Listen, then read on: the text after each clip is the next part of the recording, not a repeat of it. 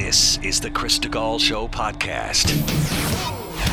Okay, guys, let's just rip. And Chris DeGaulle. Chris DeGaulle. Chris, thanks for being with me tonight. Chris DeGaulle. I'm joined now by Chris DeGaulle. Now, he puts the broad in broadband. It's Chris DeGaulle. The Chris DeGaulle podcast is presented by usmedicalplan.com. Save big money monthly and get better health coverage at usmedicalplan.com.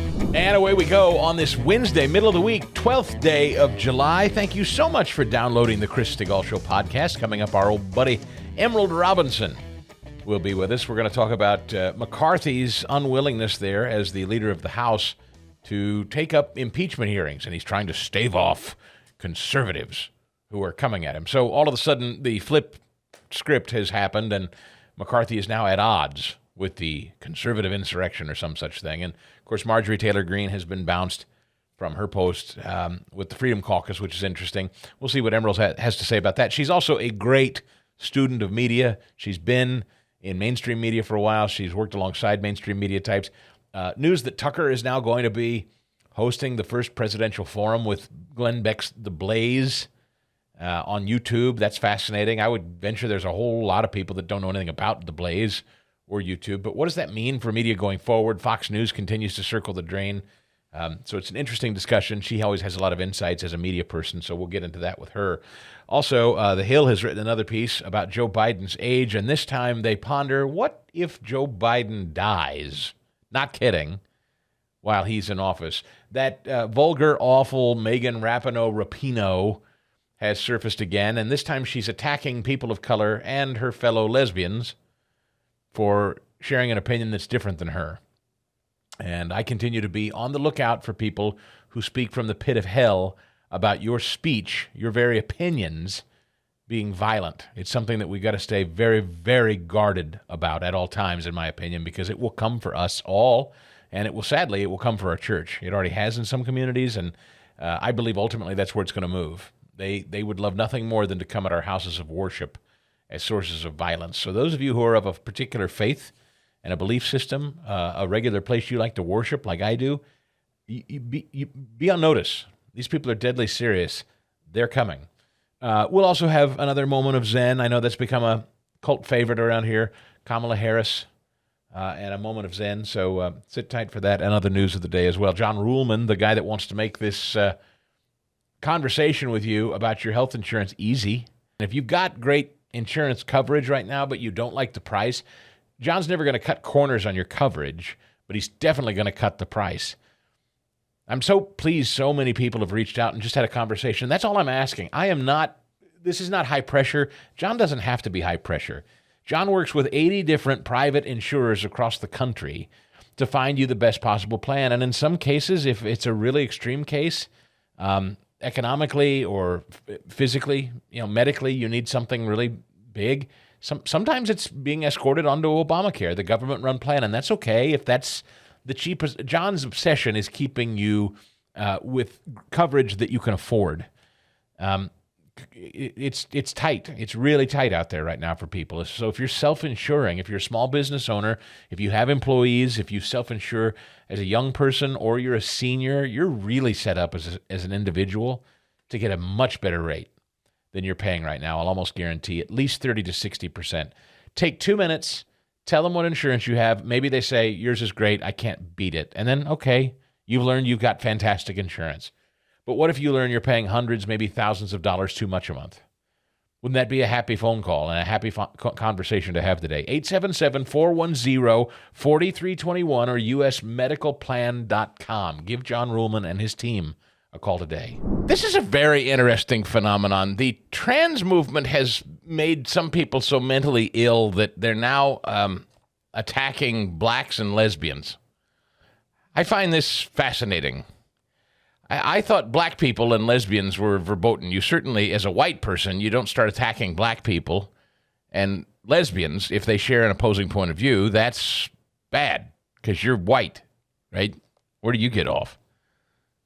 Megan Rapinoe, however you say her name, a woman who made her fame competing against women in soccer. She doesn't play anymore, as I understand, right? She's retired or something. I find her one of the most vulgar, kind of objectionable if you want to call public figures there is. I dislike this person a lot. I mean, like, she's on my top 5 most disliked people in the public space, I think. Just kind of a loathsome, vile person. Not nice. Foul-mouthed, purple hair, obnoxious, cocky, not at all introspective, not at all reflective, not at all deferential, just loud and brash and obnoxious and foul-mouthed and rotten. And I think done with the game now. She doesn't play it anymore, right? Professionally? I think this is her one last ride with the World Cup. I think this is it. Oh, so she is still playing? I believe so, yeah. Okay. Mm-hmm. But close to being done. In other words, she's made her, but my point is she's made her bones, she's garnered her fame playing against women and only women. So now she feels she's got to be the big spokesperson for men pretending to be women and playing her sport. And I would just say to her, and I'd say to her face, and I would love the privilege of saying it, if we start allowing professional soccer playing men to dress up as women and compete against you and your colleagues, they will kick your butt. You would never have the opportunity to be famous or win jack crap, lady, if men had been allowed to compete against you all along. You would never have been allowed. You wouldn't be who you are. You're foul-mouthed, purple-headed, White House celebrating obnoxiousness wouldn't even exist if men were allowed in the open competitive space against you. I'm sorry, that's just a fact. That's a physical, biological fact. It has nothing to do with men being better than women. It has everything to do with the biology of men and women and how we are divinely made. Which is why you take a 240-something ranked male swimmer, dress him up in a women's swimsuit, and have him jump in the pool with women, and he's the top woman, air quote, woman, and wins the day because he's genetically and biologically predisposed to be bigger, stronger, faster than the women, the real women he's competing against. So you dress a man up as a woman to compete against women, and the man is going to win almost every time if he is in top physical peak shape.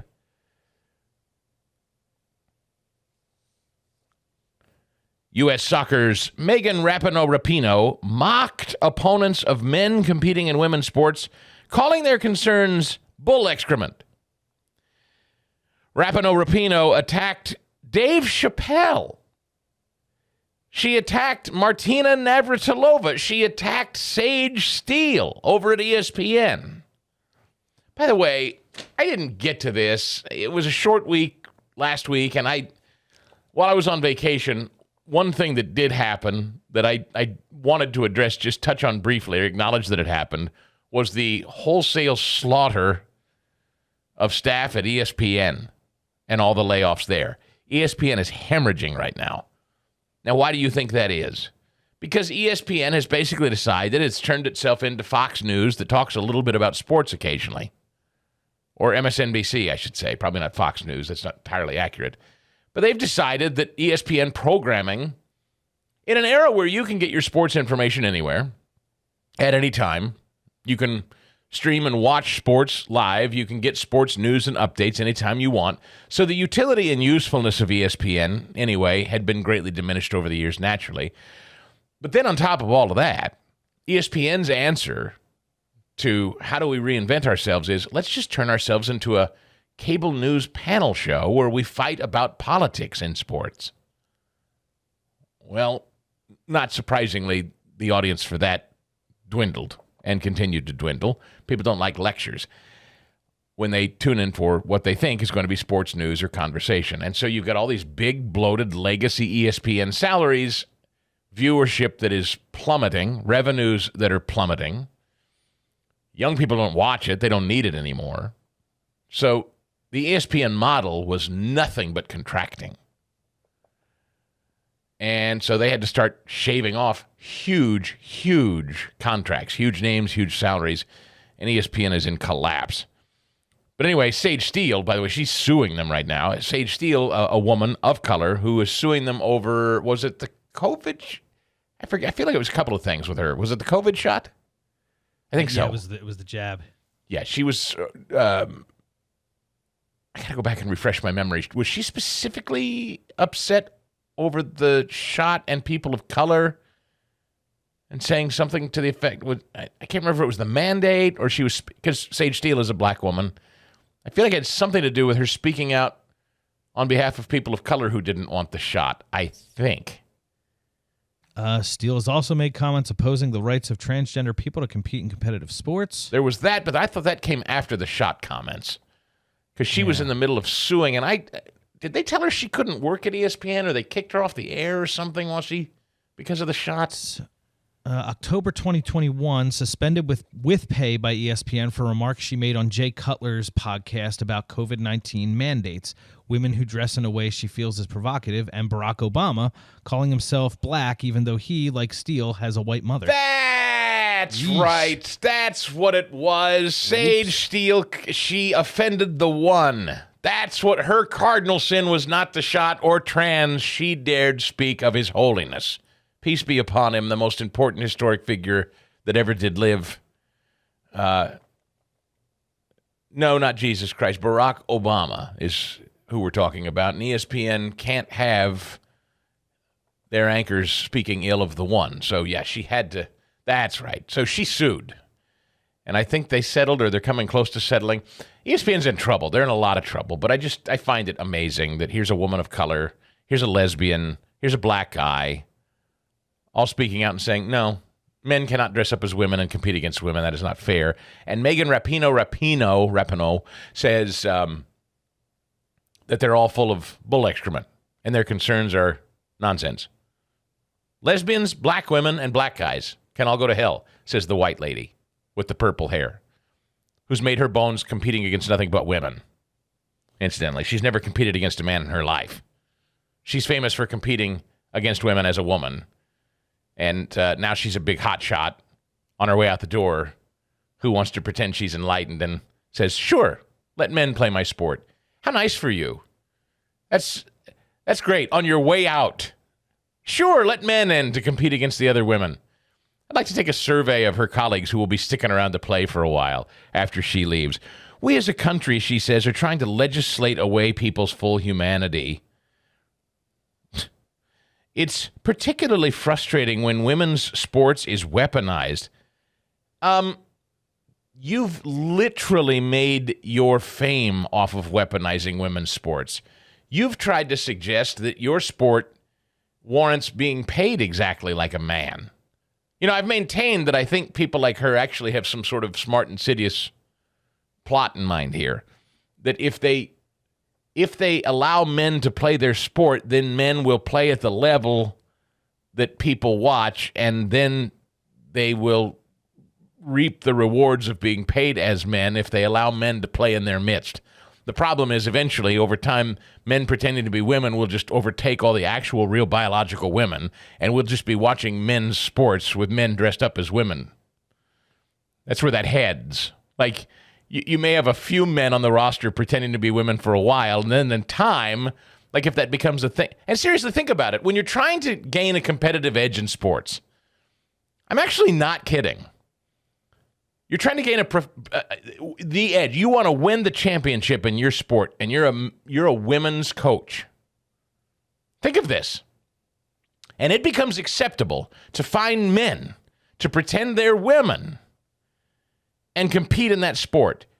Do you not believe teams, owners, coaches would start recruiting men pretending to be women to fill their roster spots?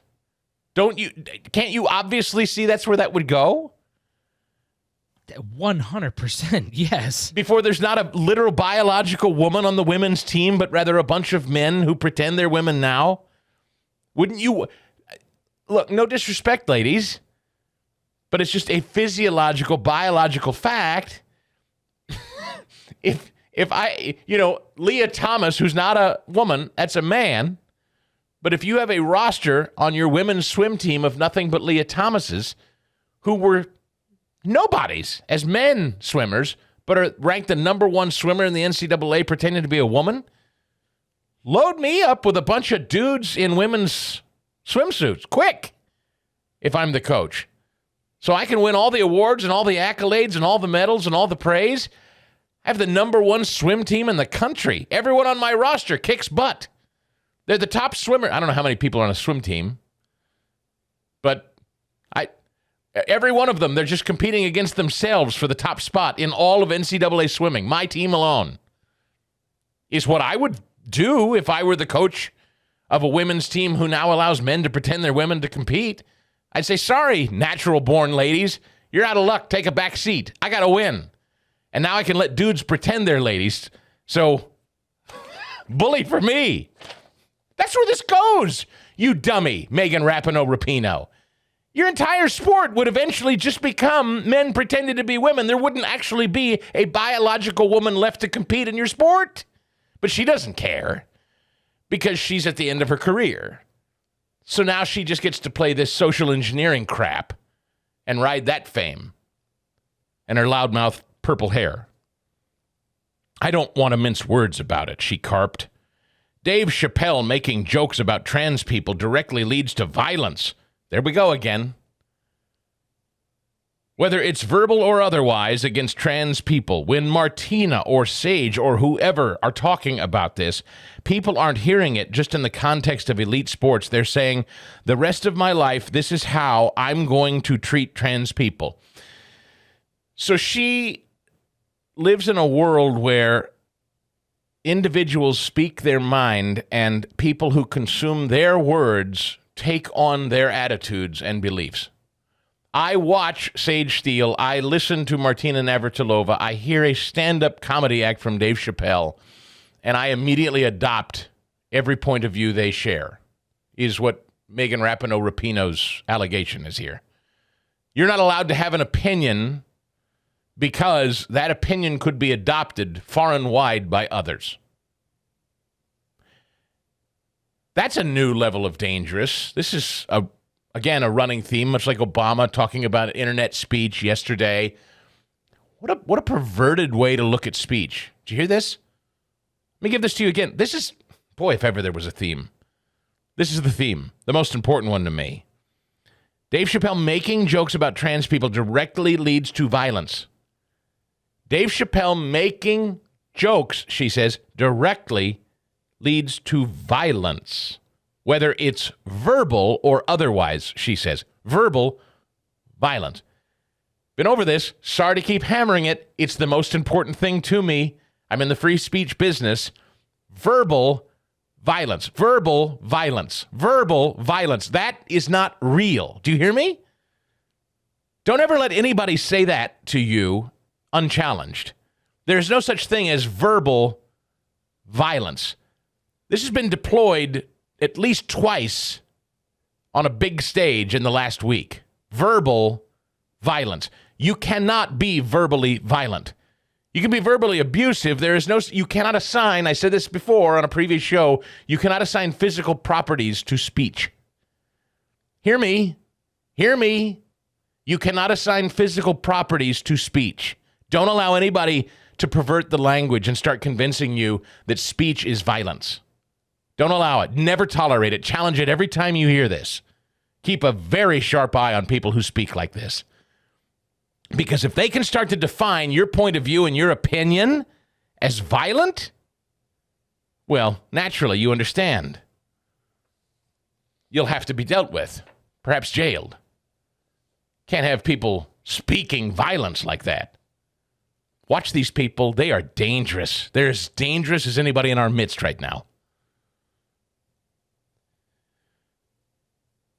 Asked if she would embrace a biological man identifying as a woman on the U.S. women's soccer team.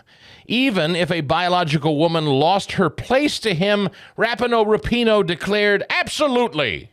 Oh, sure. She's a big talker, isn't she? Now that she's on her way out, now that she's aging out of the game. Oh, yeah, let a man beat me out of my spot. You bet. Sure.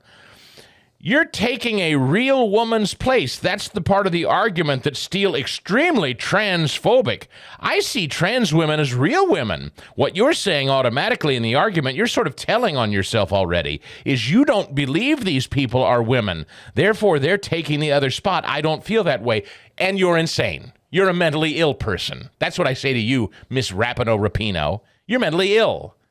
Someone who is born a biological male is a biological male. You live in a fiction where I can just say, I'm a hippopotamus, and I can make it so. And I demand that you now speak to me as a hippopotamus. You're insane, and I'm not going to allow your crazy talk where you just deny what is true and what is reality in front of all of our faces. Your gaslighting unicorn reality, Miss Rapinoe, is not mine, and I'm not participating in your foolishness. I will not be cowed. I will not buckle or bend to your fiction. And I'm not going to be called violent for calling you a lunatic, because you are. You're bat crap crazy. You're dishonest and you're gaslighting. And you don't care because you've made your money. You've got your fame. Your career's in the rearview mirror. So you can sandbag every woman who comes after you and destroy her chances for advancement and allow men to come compete against her and continue to lie that they're really women because they say so. But real women who are still competing in the sport know the truth. And you're a dishonest person. And I would love nothing more than to be able to look someone like her in the face and say so. I would love it. I would love the opportunity. There aren't many people who I actually daydream about having the chance to just stare down and have a conversation. She's one. Somebody needs to get a hold of her and speak some adult to her. Nobody's challenged her. If I was doing this interview, who did this? It was an interview in Time. She starts scolding the interviewer. So you'd be okay if a woman loses out to a biological male on the roster? And she says, you see, you're just exposing your transphobia. You see, I see them as a woman. The Time correspondent doing the interview should say, well, they're not, though. I mean, I appreciate you see them as a woman. You know, I see myself as a 32-inch waist and a head full of hair. I see myself as that too, but that's not what you see when you look at me, Miss Rapinoe. So I can say whatever I please that I see in my head. And that must be fun there in the fiction you live. But here on planet Earth, where the rest of us live, that's not what's true. It's been my pleasure and honor to talk about Bob Spinato at Williamsburg Dental in Broomall, just off the Blue Route, as my dentist and friend of over 12 years. But now he has two brand new associates, his daughter Alexa and Dr. Geddes. Tell him about him, Bob. Yeah, Chris, I can't begin to express how proud I am, obviously, of having my daughter there. Also, Dr. Geddes is just a wonderful addition to our practice. He is a classmate of my daughter Alexa's at Temple Dental School, and I have known Jared for about 7 years now. Getting to know Jared over the years, it was my wife Debbie and my daughter Emily who kept telling me, you have to hire Jared. You have to hire Jared. He's going to be a superstar. Jared went off to USC, did a 1-year residency after his year at Temple, and he came back and he worked for about a year in practice in New Jersey. And after, again, my wife and daughter beating my brains in, I got the message and I hired Jared, and he's been a great addition to Williamsburg Dental. Pick up the phone or go online, make that appointment, 610-353-2700 or williamsburg-dental.com. You must have read my mind in there. I literally, on Amazon Prime Day #2, have been discussing with my wife what we're to order, because you've got to order something on Amazon Prime Day. It's like some sort of national law if you have Amazon Prime, and she does. Although she's not as bad as, like, my stepmother. My stepmother has become, over the years, it's remarkable, with QVC, and then this was really Amazon in the throes of it, like we are today. QVC was Amazon before Amazon was Amazon, really. Wouldn't you think that's about right? Oh, there was a time QVC and the Home Shopping Network ruled all. But that was effectively Amazon Prime.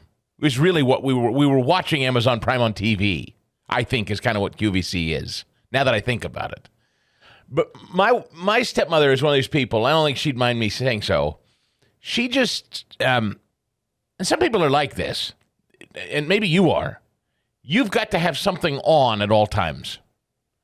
There's got to be something making noise. Like you can't sit with yourself and just be quiet.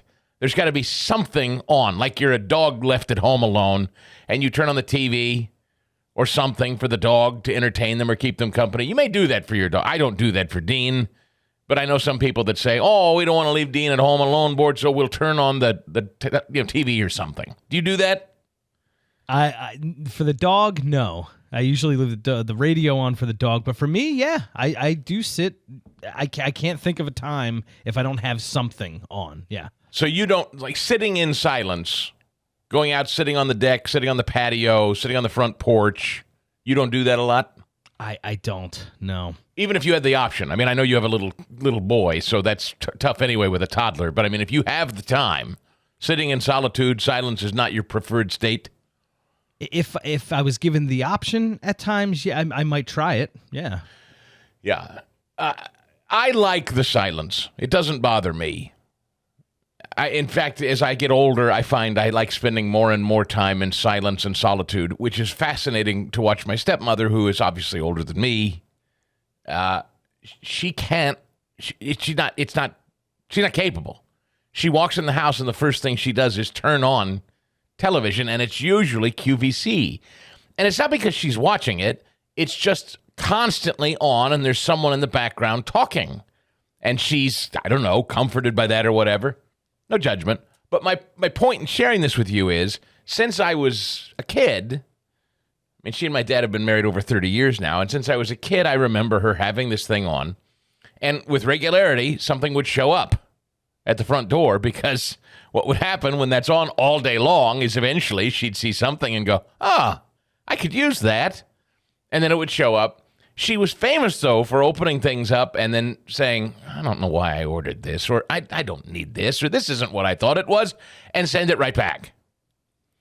Well, now Amazon is that on steroids for her. She has Amazon Prime, as everybody in the world does. My wife does. Everybody has Amazon Prime. My son does. Everybody uses. I don't have Amazon Prime personally, but everyone around me does, so I just use them. It's kind of like Siri for ordering now. Everybody I know is on Amazon Prime, so I just kind of bark out into the room, I need new fill in the blank, and someone will just order it for me and it shows up. It's really kind of cool. It's like having a personal butler at all times. I need this and such. I just shout it in the air. Somebody gets on Amazon and it shows up 2 days later on my doorstep. It's a nice system, and I don't have to log on to anything. But my stepmother is one of these people. She orders on Prime, I think, 2 or 3 times a day, maybe. And there's just a perpetual, and people build relationships with their delivery guy after a while, or a woman. Sorry, didn't mean to be sexist.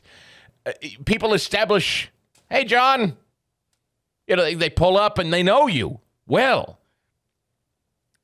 2-3 times a week at least, there's some box being dropped off. She doesn't even remember what she's ordered anymore. Just constantly ordering. Well, Amazon Prime Day rolls around, and for those of you that don't know what this is, every couple of days, they're like 1 or 2 days. They do this just once a year, or twice, or 3 times a year. I don't even know how often they do it. I think Prime Days is just twice a year, because then you have Cyber Monday next, right? Like Black Friday, and then they do Cyber Monday. So I think it's once a year. Yeah, it's kind of where they basically, it's sort of a clearinghouse sale of sorts at Amazon Prime. So if you have an account, a lot of stuff that maybe you typically would order, items that names might be deeply discounted. In fact, I just heard a report before the show started. Things to avoid ordering on Amazon Prime Day because it's not that much cheaper. For instance, Apple products, a direct competitor with Amazon. And so as such, ordering Apple products on Amazon, they're probably not interested in being helpful to you with prices. So it's just funny to me that you put this in front of me today, Fast Eddie, because this very conversation came up last night because it's Amazon Prime Day. Let's order Ring cameras. We don't have obviously we've got the doorbell, and we actually have an old-timey security system, but we don't have the Ring doorbell cameras. This is another thing my parents ordered, and I watched them using it, and it made me really weirded out. I didn't care for it at all. My kid, one of my sons, goes over and sets up these Ring cameras all over their house. So they got one mounted in the kitchen, they got one mounted in the garage, they got one mounted in the back door, they go and my son does it lickety-split. He sets the whole thing up. We're driving to dinner one night, and my son says to me, hey, you want to see Grandma and Grandpa? I go, what do you mean see them? He goes, I just set up all the Ring cameras. I go, yeah? He goes, look, he's got it on his app because he was showing them how to use it, and he thought it was a real hoot that now he could just eavesdrop on Grandma and Grandpa. He thought it was hilarious. Oh. I said, do they know that you mounted a camera in their kitchen? He said, oh, yeah, I told him. I showed him. I showed him on my phone how I could see him. And I said, son, do you understand the danger of logging in at random to your grandparents and seeing what you may see on a camera inside their home? Get rid of that immediately. He said, oh, I don't want to see it. I just thought it was funny today because it's new. I said, get that thing off your phone. Do you know the horrifying imagery that I would have of logging in at some random time and seeing my parents in their native state when they think nobody's watching? And these stupid things, on top of all of that, you can talk across, over the app, over your phone. You can talk to the camera, and there's a speaker built in the camera inside the house, or I could go, hey, Dad, what are you up to in there? Like, I can talk to him from wherever. It's usually designed for people with, I think the idea of this is often for, video cameras at your door. You can go, hey, delivery guy, just leave it there. Or, hey, buzz off, we're not home. Or, hey, go around the back, or whatever. You can actually talk to whoever showed up on your doorstep if you're not home. But the thing is that you can talk through any camera, and so there's actually a great video online of people that scare other people in the house that don't know there's a Ring camera with the microphone capability, and they think they're home alone, and then some voice from out of nowhere starts talking to them, and then they've got the digital footage of them getting freaked out. So all that to say, the idea of having a camera mounted inside my home, just kind of randomly open like surveillance, where someone can not only monitor me as they log in, but also communicate with me over the speaker. Is there anything about that, Fast Eddie, that sounds appealing to you? I want none of that. No, thank you. Not inside my home, no. Not at all. No. And so this is the thing. You look these camera bundles up, these camera packages up, and there's 1,000 different options. Many of them are, hey, buy this 5-camera bundle, and you can mount these things under your sink, on top of your counter, at your front door, at your back door, in your car, on top of your garage. How much of me do I want to see? How much of inside my home or people inside it? I'm going to be perfectly honest with you. There are 5 of us and a dog, and I'm not particularly interested in seeing what any of them are doing when I'm not in the room. Really, I'm not. I guess there's a small part of me with teenagers that on occasion when I'm out, maybe for protracted periods of time, if we're out for days, if we're out of town for days, I guess I kind of like maybe the idea of checking in on a camera to make sure that the kids haven't destroyed the house or something if they're home alone. My 18-year-old son, for instance. But other than that, I don't know, maybe they don't. I've not been terribly excited about this, but Christine is hell-bent. My point in telling you all this, she's hell-bent on a Ring camera. She wants a Ring camera for the door, specifically the front door. And they're trying to talk me into it because, as I have shared with you before, my elusive raccoon problem. They think it would be hilarious to start catching the raccoons that have stymied my bird feeder problem. They think that it would be funny to watch the raccoons eating my bird feeder at night. Like I would get some pleasure out of it. I think it would only make me crazier. There are just certain things I feel like I don't want to see. I don't know. But anyway. So Amazon Prime, second day, and one of the big sales there are the Ring cameras. And we're inching ever closer, perhaps today, to purchasing the Ring cameras. And then lo and behold, it must be fate. You just placed in front of me in this morning's prep why we don't recommend Ring cameras from Wired.com. I haven't even read this yet. What's the sum total of it? Did you read it? It takes a different turn than you'd expect. Oh, really? Yes. So, in Philadelphia, like in some of the harder neighborhoods, there's a lot of people that have these Ring cameras, and they've been used. By the way, don't mean to interrupt you, crimes. but one of the things that have been fantastic about them, I know this to be true, having lived on busy roads. Cops have come to my door before and said, "Hey, do you have a Ring camera?" And I would say, "No." And, oh, well, it's okay. What I have found is law enforcement will often come to people's doors and say, if you have a Ring camera, we'd like to look at your footage. I guess what to do, it kind of stores on a loop for a certain period of time. I think so. Yeah. Like there's got to be like a 3-day log or something. Yeah. It's just a perpetually recording camera. Mm-hmm. And if law enforcement, if somebody sped by in a stolen car or something, or they were looking for a suspect, if they happened to travel the route that your Ring camera on your front door picks up a passerby or something, that could be helpful to law enforcement is the point. So I understand from a law enforcement perspective, there's a usefulness there. So anyway, sorry to interrupt. Go ahead. And that's the problem that Wired.com has with the Ring cameras, because if we're talking about crime and the cops being able to access that footage, what do you think, what is injected into every news day? Race. Oh. And so now Ring cameras are racist. Correct. Yes. That's the story. Seriously, that's the punchline of this story? Mm-hmm. We don't recommend Ring cameras because they're racist. Yeah. It's important to note here, they read that law enforcement is legally not allowed to access your personal videos or information without your permission. Law enforcement agencies must cite an active investigation within a time and geographic range and cannot solicit information on lawful activities like protesting. Ring is not allowed to access your video data either. So, okay, we're considered about now we're concerned about civil liberties and protest privacy? I see. So does that only apply to people not involved with January 6th then? I guess. Yeah, that's pretty much it. Right. When the company, Ring, improperly allowed employees and contractors to survey customers illegally, the Federal Trade Commission slapped the company with a proposed order earlier this year to delete data from videos that employees viewed unlawfully. Ring has taken steps to address the concerns about its relationship with law enforcement. In 2021, the company released the results of a nearly 2-year-long audit. Ring made changes to policies, including making requests for assistance public, on and on and on. If you've logged into Neighbors recently, you might have noticed these effects. I don't know what Neighbors is. I probably should have read the whole thing. But anyway, when I first tested a Ring camera, Neighbors showed me a weekly crime report of 24 police incidents that occurred on my street, which spiked my heart rate and convinced me that we live among criminals in a degenerate society.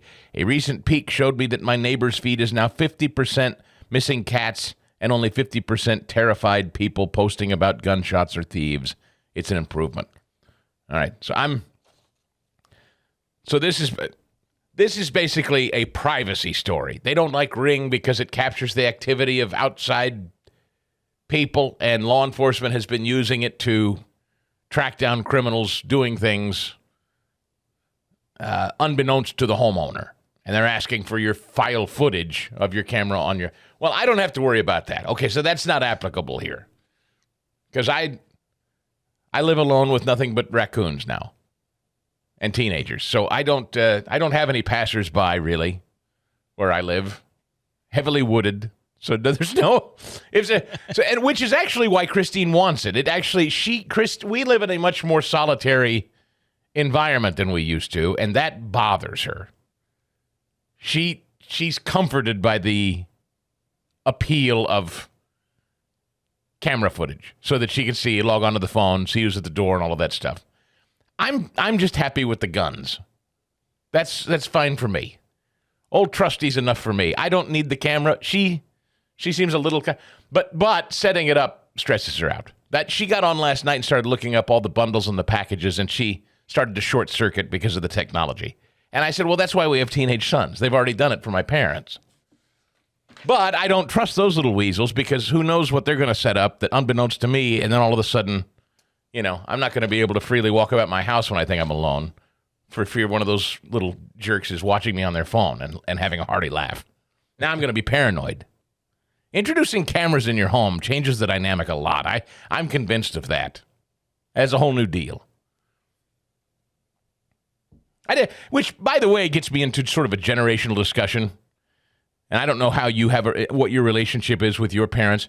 My parents grew up in a generation, and I remember as a little kid, where when my parents would go visit my grandparents, just walking into my grandparents' house was customary. Calling ahead was not a thing you did. I'm going to the parents. We're going. And you would walk in, and there's Grandma and Grandpa, and they're sitting in their chair watching Wheel of Fortune or whatever. We just walked in. I never thought about it much as a kid until my parents aged, and then we got our own house, and then my parents start just kind of walking in to my house. And I'm like, I'm not sure how I feel about that. Do your parents just walk in? Is that a thing that you do, or does everybody call ahead and say, hey, I'm coming? Or are you all close enough that it's like you walk in on one another? So my mom will just walk in. My dad, he will be adamant. Like, he'll knock on the door, and if you don't answer, like, he won't come in.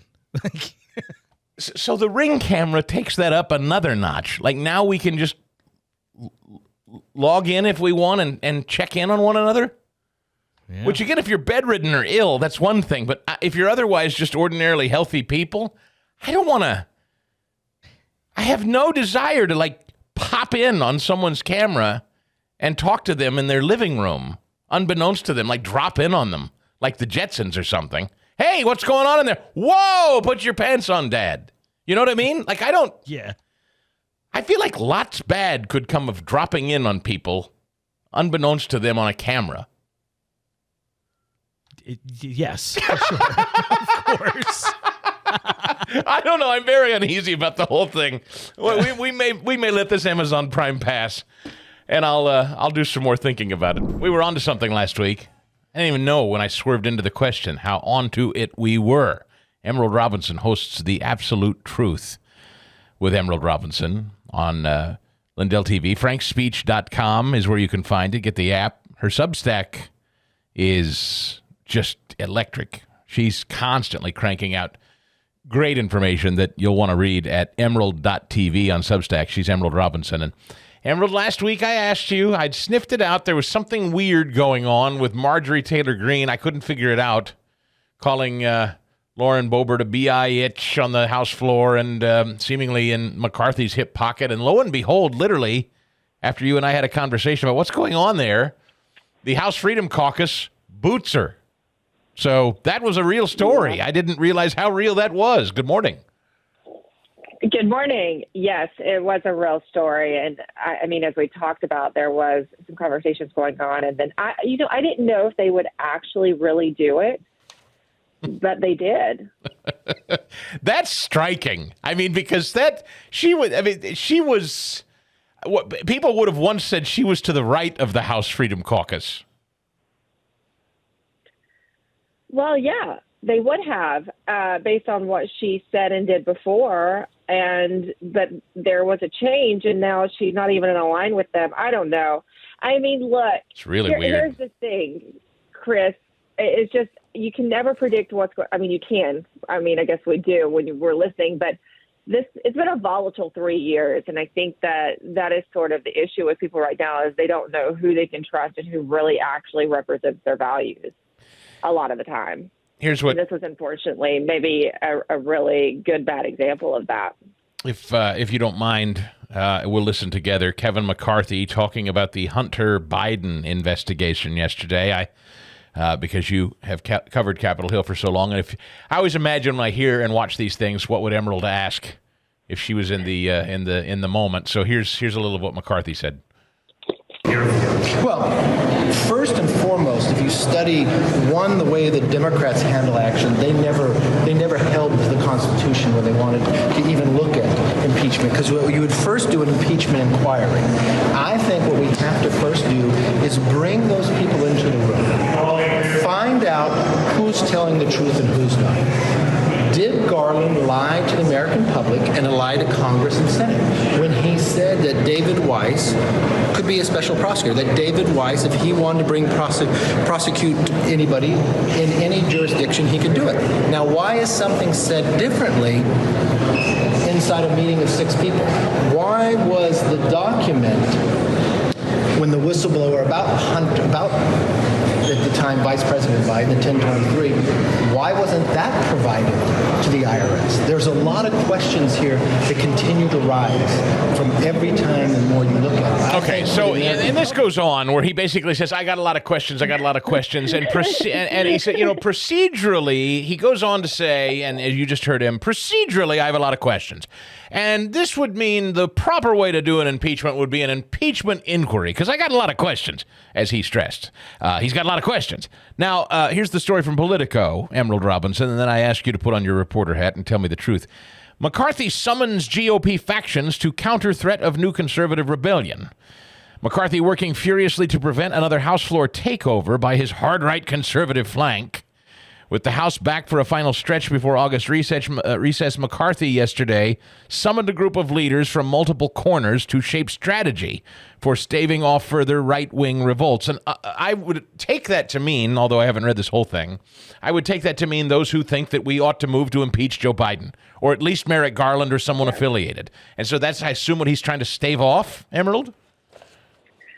I think he's trying to stave off the rebellion from just what you heard him say, his plan to do nothing. I mean, look, the GOP is always about to take action. Mm-hmm. You know, after the next committee hearing, when they learn more, they're still trying to get questions answered. But here's the real game, Chris. It's about raising money on false promises. The GOP has essentially become a fundraising scheme, pretending to be a political party. And so Kevin McCarthy is trying to stave off those handful of Republican members of Congress who actually want to do something instead of just fundraise.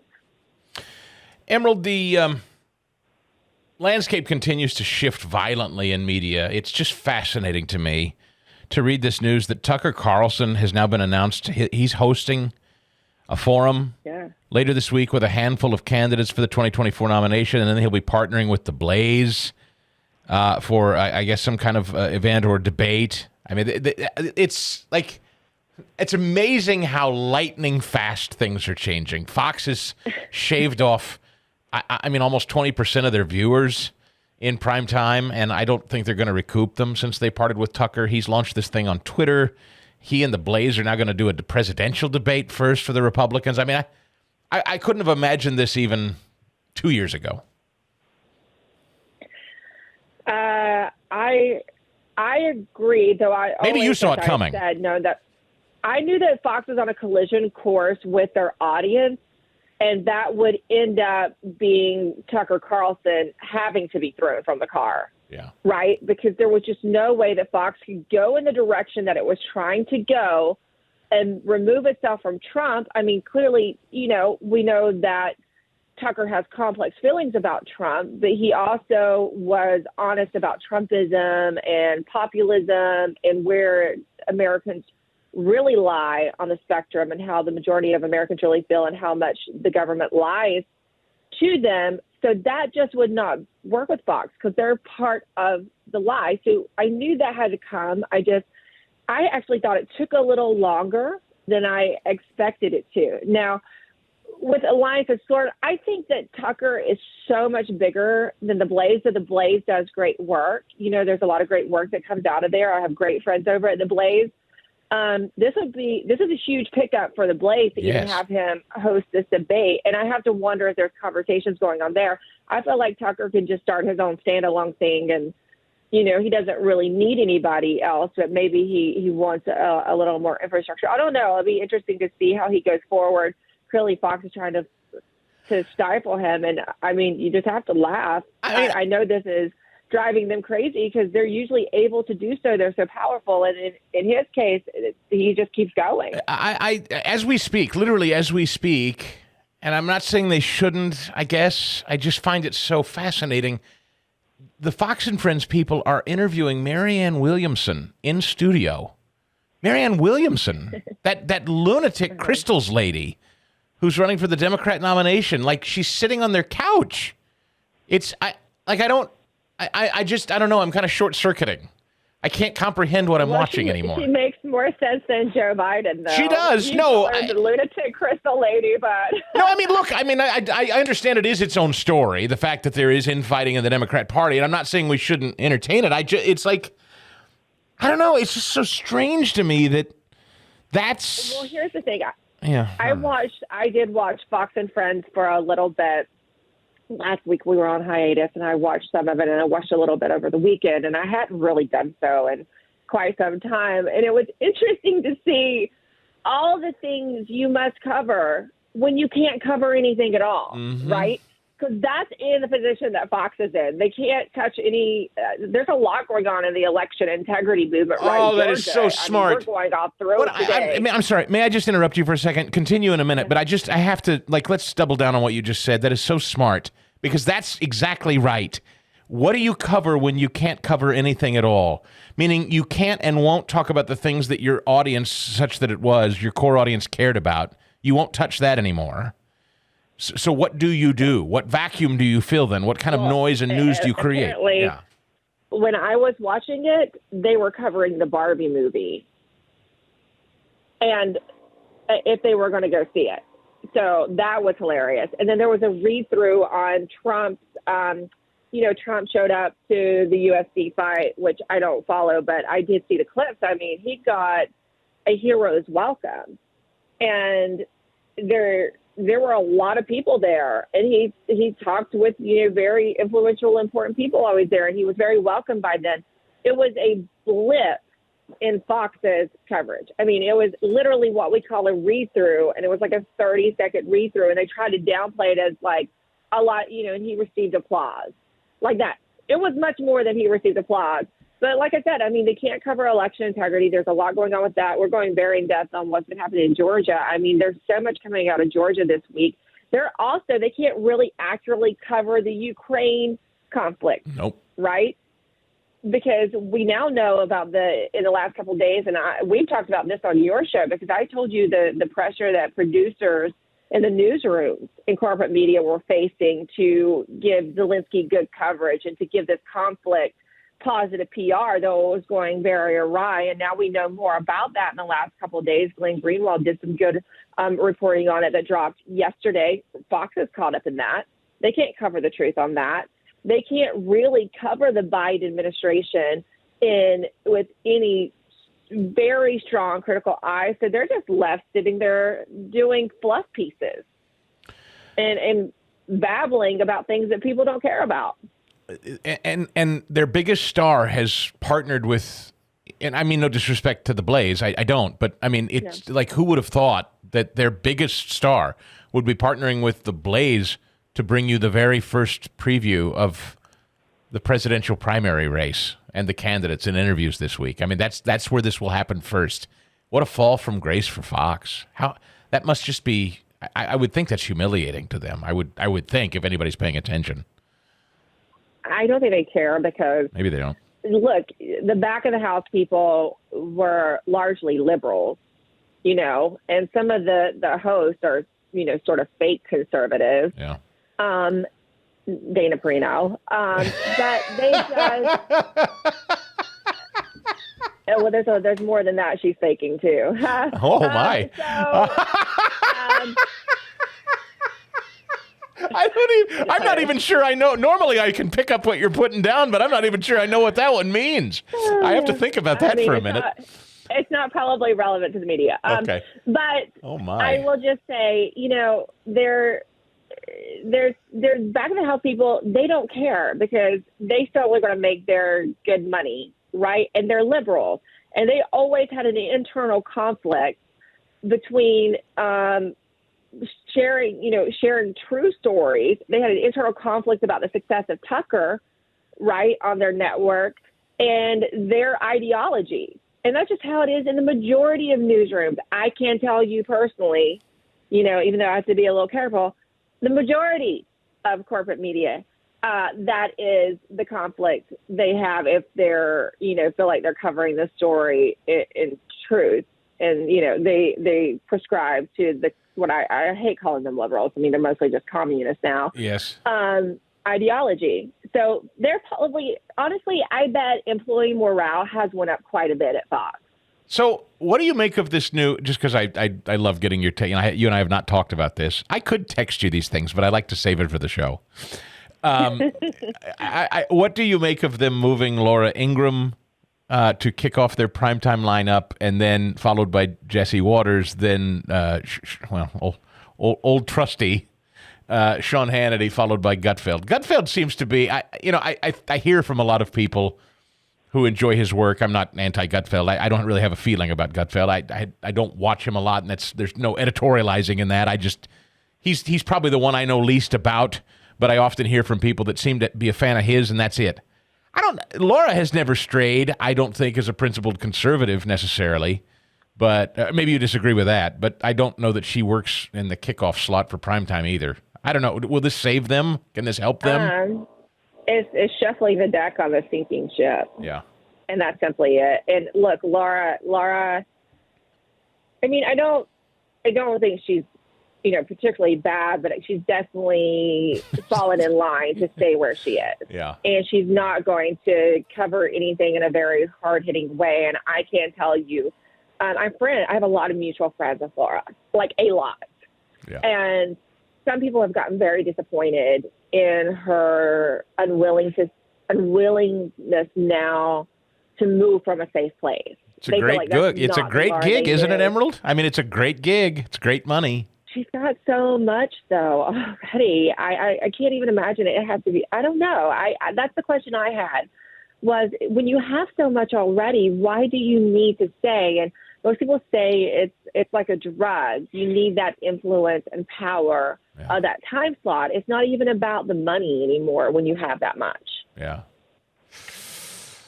I'm fascinated. The media component, and I often wonder, is it just because it's me and I do media that I'm more intrigued with it than normal people are? But I feel like we're watching something historic in media transformation right now. It feels like it's a much bigger story than just me interested in it because I'm a media guy. This feels like we're living through something seismic in the way we get our information in politics. I think that you're right. And you know what is good about this culling is that I think the best way I can metaphorically demonstrate it is the separation of oil and water. Yeah. Right? You now know clearly what is what. Yes. And with Fox, there was always this underlying at Fox, and I would tell people, but now everyone can see it for themselves. And with that, they're more able to judge what they're hearing. So I think that everybody understands now that there's corporate media and there's independent media. And you're going to get propaganda largely from the corporate media, and you're going to get lots of different information from the independent media. And it's going to be more accurate than the corporate media with less spin. Now you have to but I think that's what you're supposed to do anyway. You listen and you judge for yourself, right? Instead of nobody now some people do. Lots of people do. I'm not saying that. But more people now understand that you can't just be fed what is professional looking corporate news and expect it to be the diehard truth. Yeah. So I think that it's a good thing. Your audience and this audience, our audiences together, we share a lot of people in this audience. They're smart. They're sophisticated. They know who's shooting them straight, I think. And as such, I think they see what you and I see. I've never been more aware. I feel kind of stupid and naive for the years that I consumed cable news, thinking I was learning something or missing something if I didn't see it.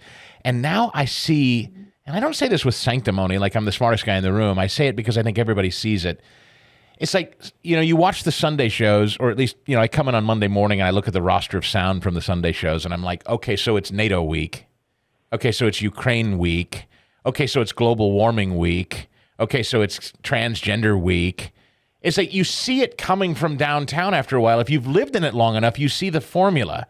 They tee it up on Sunday. You spend the week talking about now it's climate. We've moved past gay pride, LGBTQ month. Now it's climate. John Kerry's everywhere. And it's July and it's summer and it's hot and it's record heat and we're warming the planet. It's such a formula, Emerald. I didn't notice it for so long. Yeah. Well, I think, again, it's becoming more apparent. And when you have more independent voices out there and people actually listening to them, people just have more information. We're more informed than we were before. So I still like watching the Sunday shows because you get all those officials going out there and you see what the official narrative and spin is, right? It signals where they're going to go for the rest of the week. And you and I have to know that, right? And I had to force myself to sit and watch MSNBC and Joe and Mika, and it is really hard to do these days. But we have to know what they're saying. Yep. But you know what's so funny? I was having this conversation with someone over the weekend about, and it was a fellow, I would say, thinker. They're not in media in the way that you and I are, but they write a lot for a lot of publications and very well published, more in the religion and culture space. And they asked me, how I kind of got the way I am about thinking. And my husband is that way too. And we've both studied a lot of literature. My husband was a literature professor, and there's always, you're breaking down you're doing this literary analysis and what are the motivations really behind it, and like what's not in the lines, like reading between the lines. So I always looked at everything kind of critically. So it set me up, I guess, for the kind of work that I do. So I always sort of looked at it like, why are they telling me this? Where is this coming from? But I think everybody is getting to not everybody, but more people are getting to that way of looking at things now, and they're not in media per se, but that's how they listen to their information now. And again, I'm very encouraged by that, because that's the only way we will ensure our republic. It's true. It can drive people, I think, into a state of almost madness at times. Because I also encounter people that they have such an inherent mistrust of everyone and everything at all times. They perceive everyone at all times to be an enemy. And I worry about those people. I sense that a lot of people feel this sense of, I have nowhere to turn and no one to trust and nobody's telling me the truth. And I don't like driving people off cliffs of madness that way, or being a part of that either. But it's hard. It is tough. I mean, I do sometimes face that kind of backlash when and I think too, sometimes people, because say the media has been so hard on Trump, and so unfair to him, the moment you have any valid criticism of maybe something he said or something he did, there's a lot of people who will jump out at you. Yes.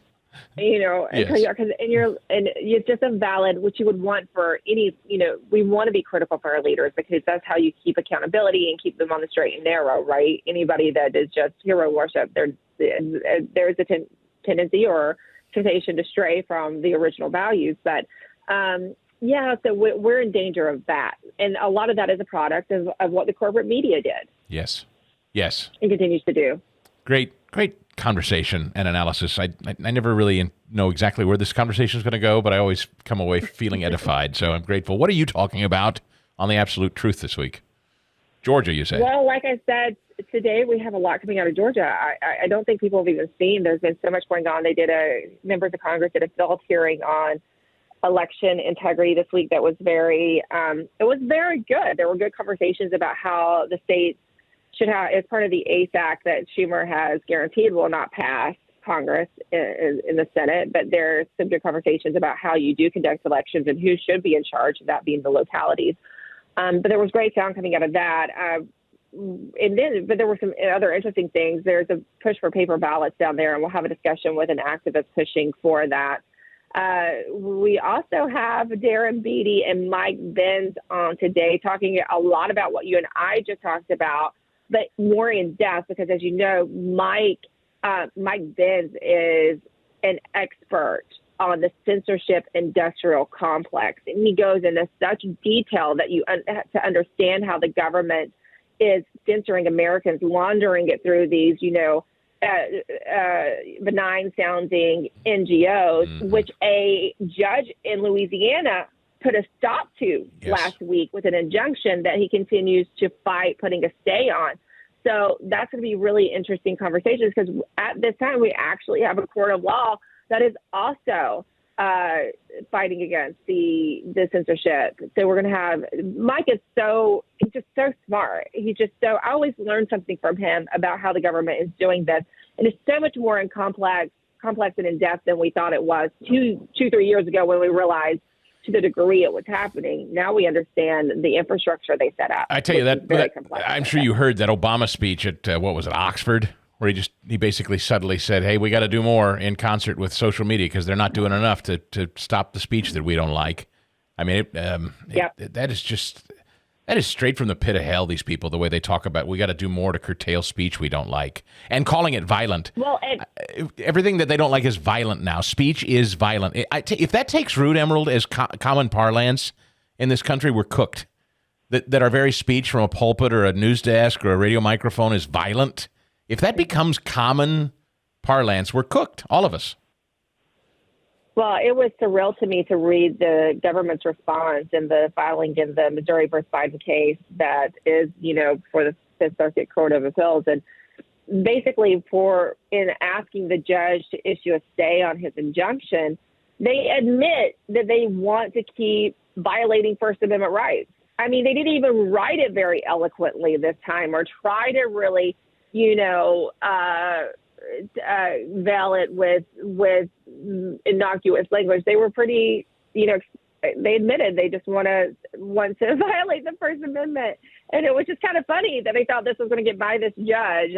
But it works for them in D.C. courts and in some of the other courts, So this is what's going on with them is kind of a first. And it's funny to watch the fallout because when they have any kind of pushback, these lawyers from the DOJ and from, the administration don't really know how to do law.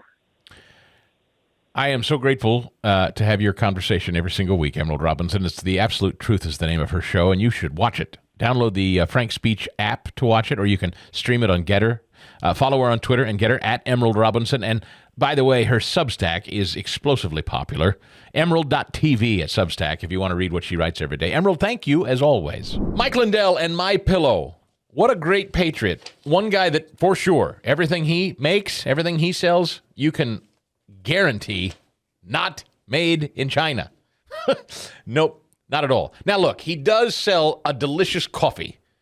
He obviously is not growing the coffee beans here. So, full disclosure, that's maybe one of the few things at MyPillow that you won't find domestically grown, but certainly packaged and shipped as our MyPillow and the coffee specifically, the pods, the ground, and the beans.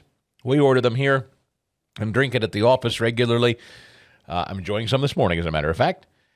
The MyPillow products, which I didn't own or possess any of them until this year, to be perfectly candid with you. And Mike and I partnered together to start talking about them, and so I ordered a few things. I ordered the Giza Dream sheets. I ordered that 3-foot body pillow that MyPillow makes. I sleep with it every night. I love it. As a side sleeper, it's the best. I rest my arm and elbow on it and put my knee up on it. It's like it gives great support if you're somebody that, is a side sleeper like I am. The MyPillow 2.0, here's the deal. You'll get up to 80% just by using my name as a promo code when you go to MyPillow.com and type Chris. But on the MyPillow 2.0 specifically, this is covered in a fabric that's heat dissipating, so it keeps you cooler all night long if you're somebody that kind of runs hot at night. You'll get a second MyPillow 2.0 for free if you use my name, Chris, when you order one. And the mattress topper, which listeners have told me is like reinvigorating your mattress. It's like a brand new mattress at a fraction of the price. Mike's going to ship you that mattress topper for free if you order it. It's also covered in that same 2.0 material to keep you cool all night long. So whether it's the Giza Dream Sheets, the MyPillow 2.0, the mattress topper, the blanket. We just ordered a new waffle woven blanket from MyPillow, and we love it. Dean loves his MyPillow dog bed.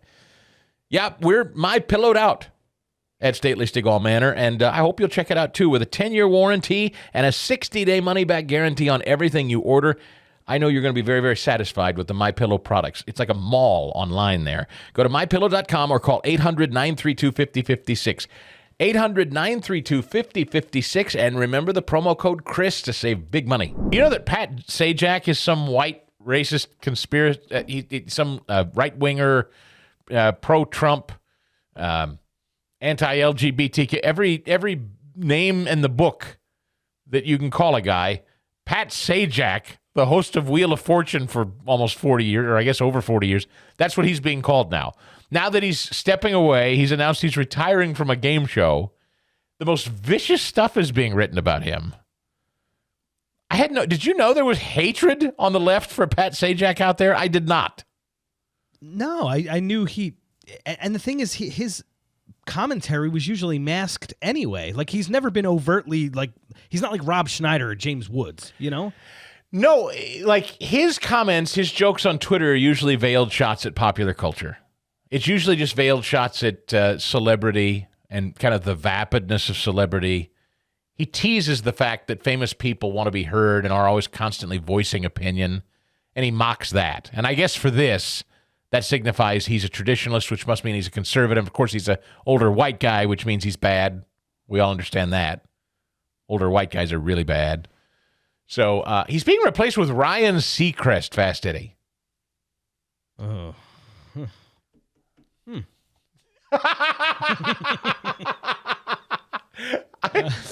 I have to tell you that if ever there was a gig to get, though, what a gig to get.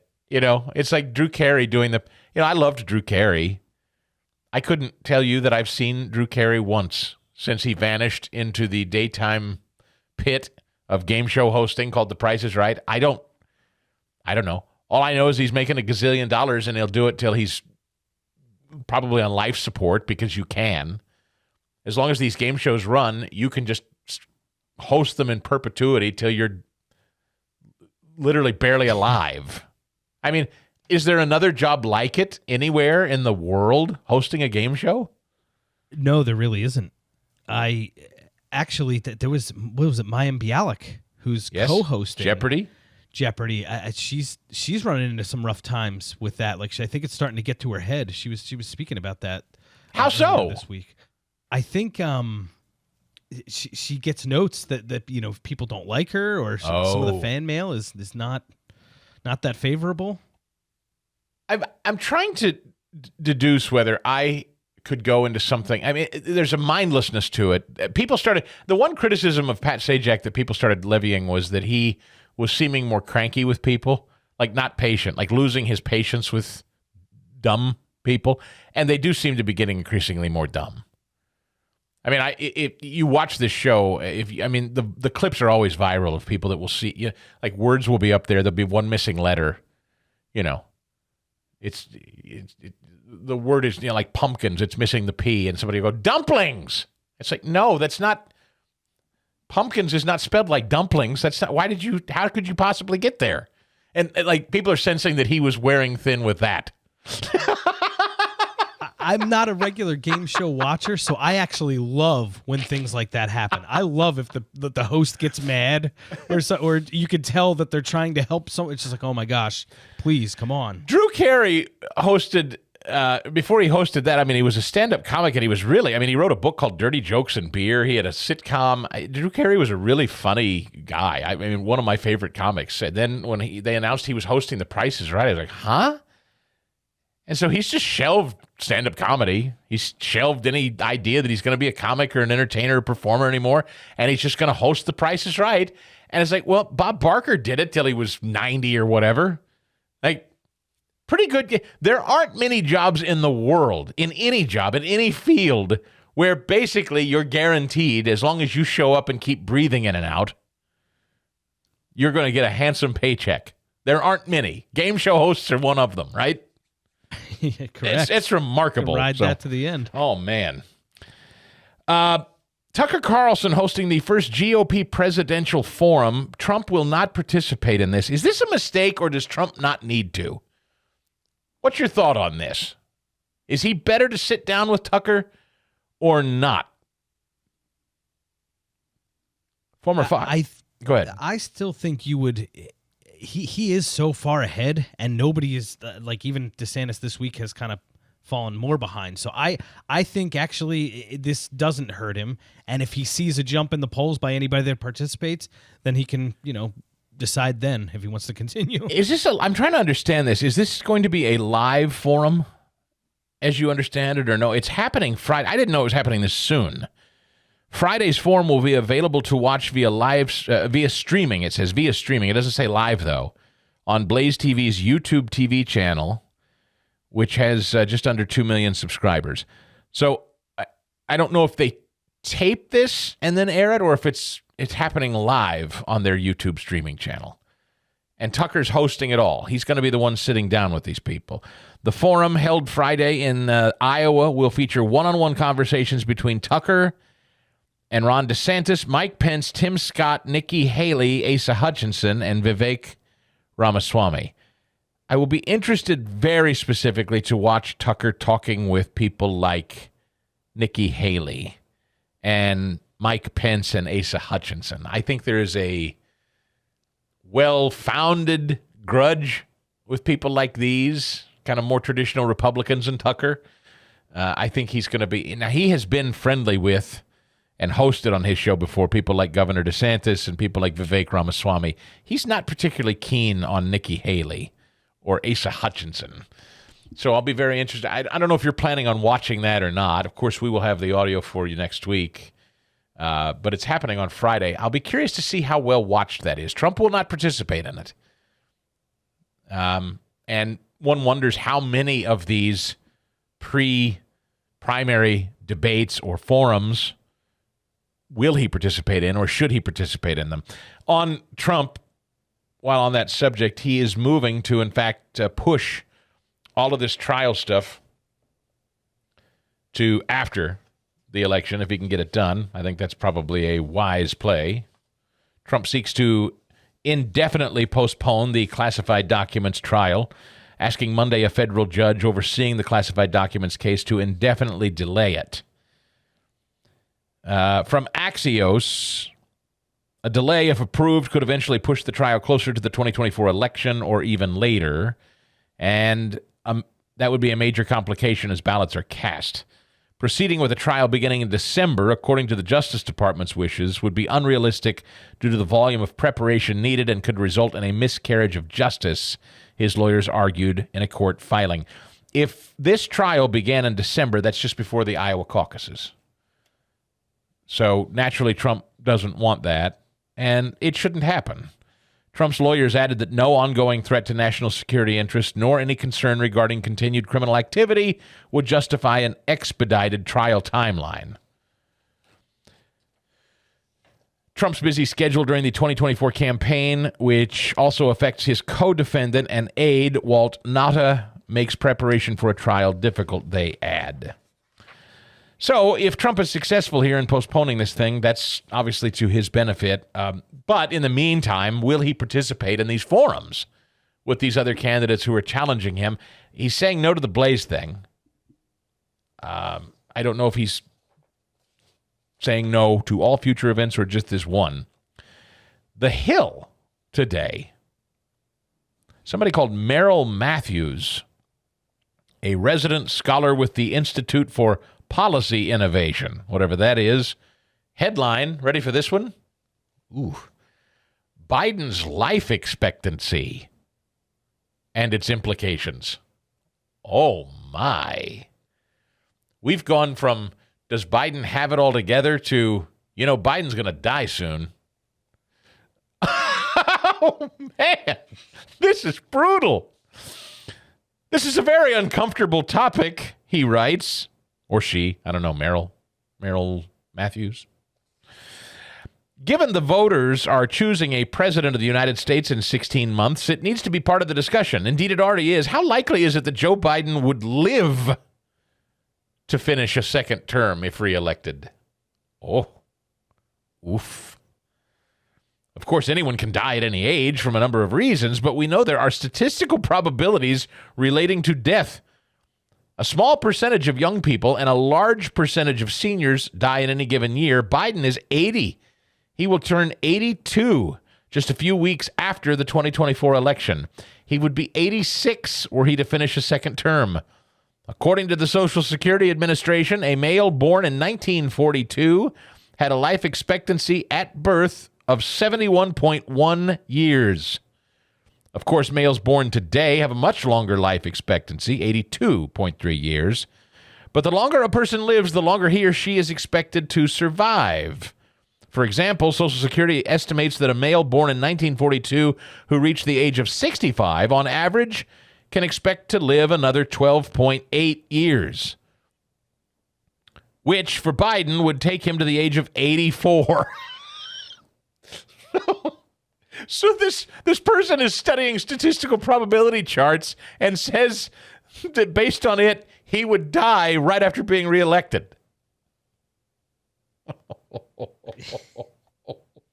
This is not, folks, I didn't make this up. This is written at the Hill today.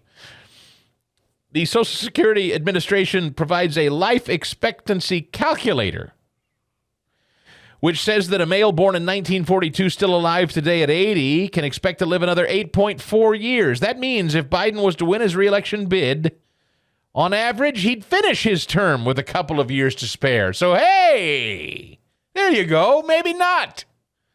Can you believe we're writing this? Can you believe this is how we're discussing the leader of the free world? Will he or will he not die in office from his advanced age?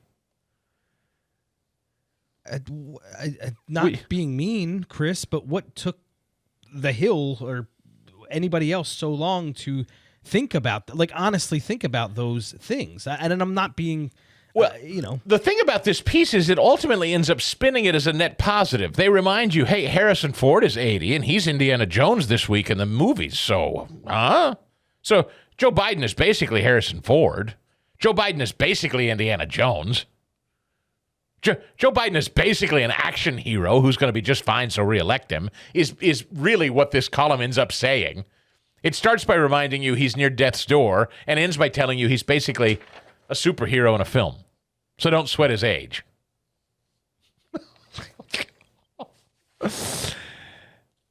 Jack White is speaking out against celebrities who have associated with Donald Trump.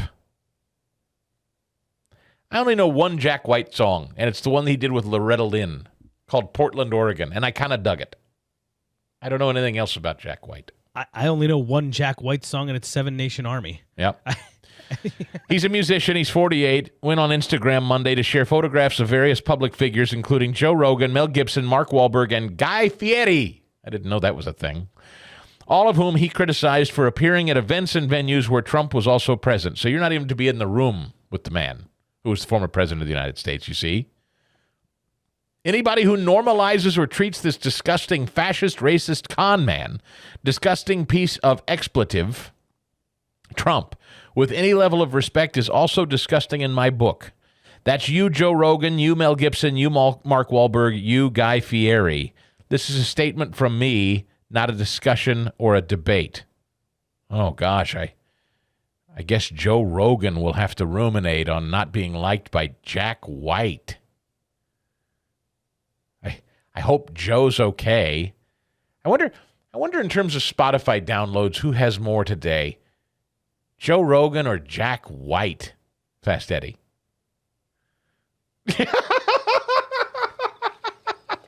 Oh, no. Jack White, the musician, doesn't like me, said virtually no one with any following. Yeah, Mel Gibson counting his Passion of the Christ cash, trying to heal from the wound of Jack White.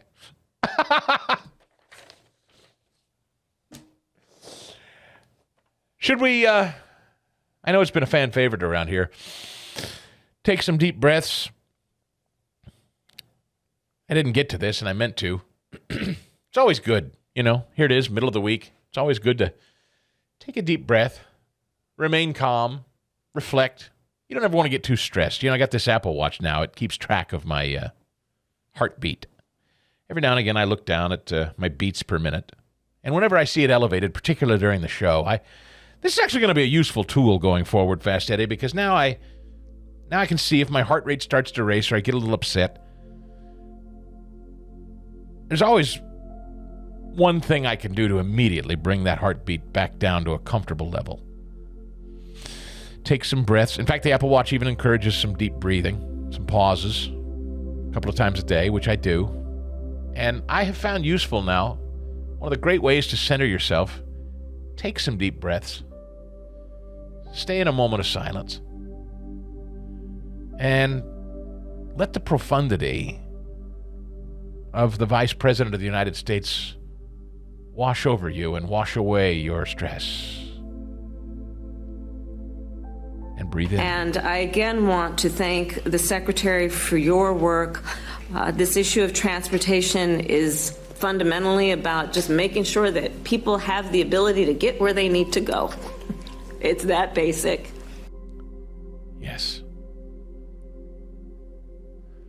Well, we're here a little more, I guess. What can we expect from the Biden administration in terms of judicial appointments? Well, I cannot speak about any names in particular, but I can tell you that the president and I have been closely monitoring what must happen to ensure that the federal bench reflects the faces and the names and the numbers of all people in our country. And we are very proud of what we have done to accelerate representation on the federal courts, and we'll continue to do that. Yeah. A little more. So I think it's very important, as you have heard from so many incredible leaders, for us at every moment in time, and certainly this one, to see the moment in time in which we exist and are present, and to be able to contextualize it, to understand where we exist in the history and in the moment as it relates not only to the past but the future. And let's do one more. In. The strength of our nation has always been that despite the odds and the obstacles, we push to move forward, that we are guided by what we see that can be, unburdened by what has been. Yeah, and out.